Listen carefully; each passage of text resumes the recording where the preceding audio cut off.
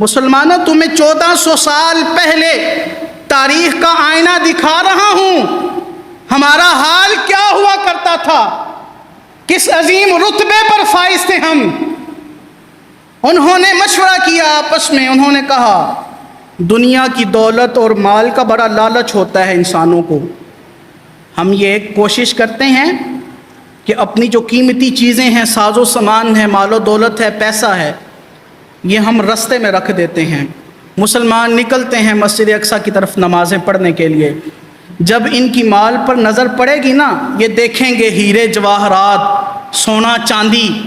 اور بڑے بڑے سامان، جب یہ دیکھیں گے نا تو یہ ان کے دل میں حسرت اور لالچ پیدا ہوگا، یہ سامان اٹھا لیں گے۔ انہوں نے یہی سازش کی، انہوں نے سامان رکھ دیا بازاروں میں، گلیوں میں، راستوں پر، کہ جب مسلمان گزریں گے تو یہ یہاں سے اٹھائیں گے، جب یہ اٹھا لیں گے تو ہم ان پر چوری کا الزام لگائیں گے، اور جب یہ نماز پڑھنے لگیں گے تو پھر ان پر ہم حملہ کر دیں گے اور کہیں گے عہد شکنی انہوں نے کی تھی، وعدہ خلافی انہوں نے کی تھی۔ یاد کیجئے مسلمانوں، کیا وہ سلسلہ تھا، کافروں نے سازش کی، ساز و سامان گلیوں میں رکھ دیا،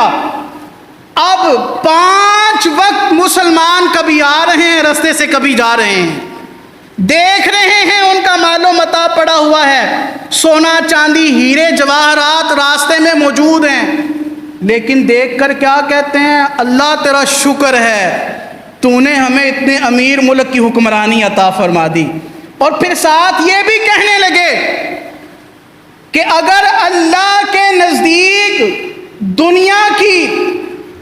ایک مچھر کے پر کے برابر بھی حیثیت ہوتی تو اللہ کبھی بھی ان کافروں کو یہ دنیا نہ دیتا۔ پڑا رہا، کئی دن پڑا رہا سامان وہاں پر،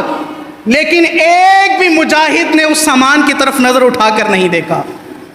یہ تھا ہمارا پچھلا دور، سلف صالحین کا زمانہ، یہ تھا خلافت کا زمانہ۔